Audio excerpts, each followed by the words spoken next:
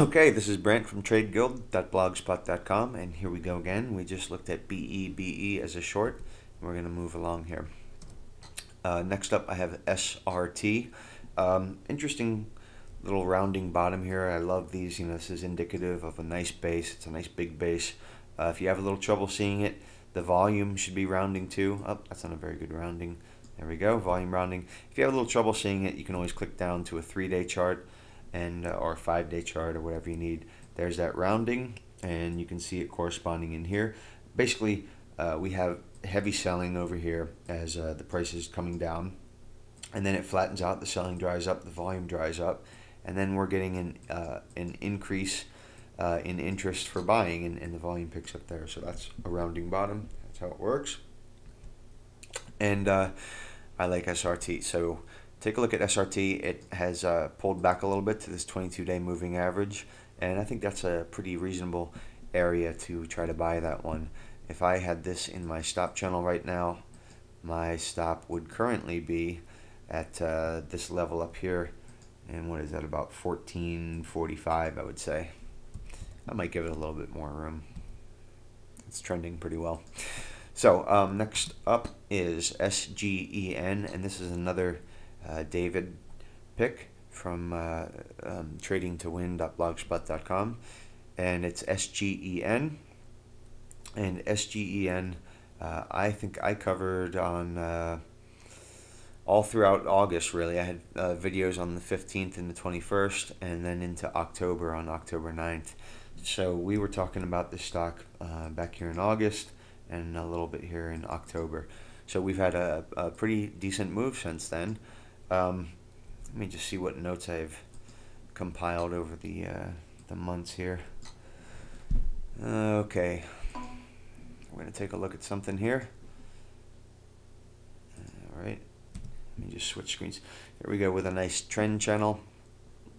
And you can see at the bottom of this channel, we got a little hammer right here supporting off that channel, and it's moving up again. So I'm not sure if you're really chasing here. It's up 2.63%. I think it's probably not chasing. I think it's pretty close to the stop. So let's take a look at the moving averages, see what's working as a stop there. I think the 50-day moving average there at $5 is pretty reasonable. In my trend channel, I'm going to adjust for volatility here.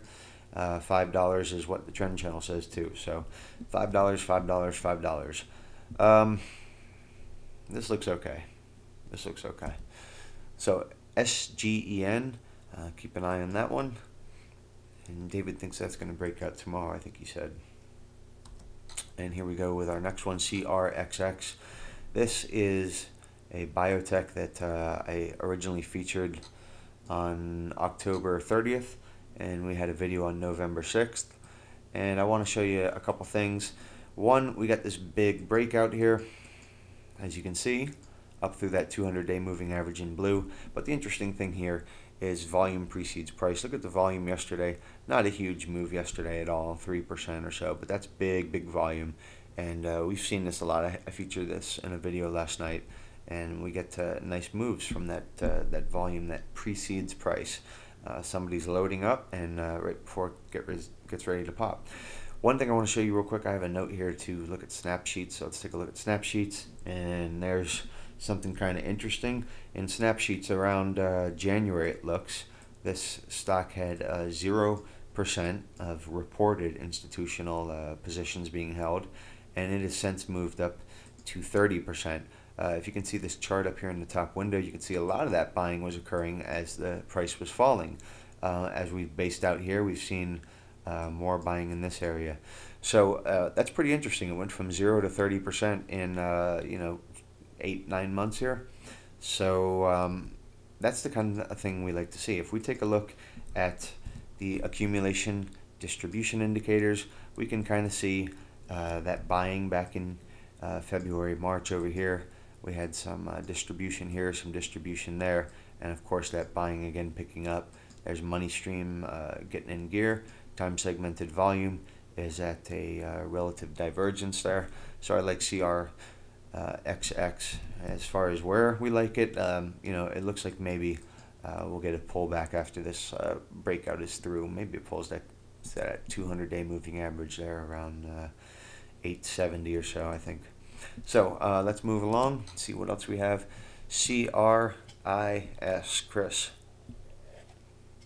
I have featured this stock many times. I've been in this position for quite a long time, and we talked about it last night, going from what used to be a sort of pennant formation in here to this ascending triangle. And I love these ascending triangles. If we take a look at a longer term chart, you're going to see the volume is diminishing throughout that triangle over here. So that's what we like to see in these. It's very bullish. And we got that breakout today, up 14.5%. You know, it was on the blog last night on the video. Let's take a look at the intraday chart and see what's happened here. Let me actually clean this up without these moving averages. And here we go.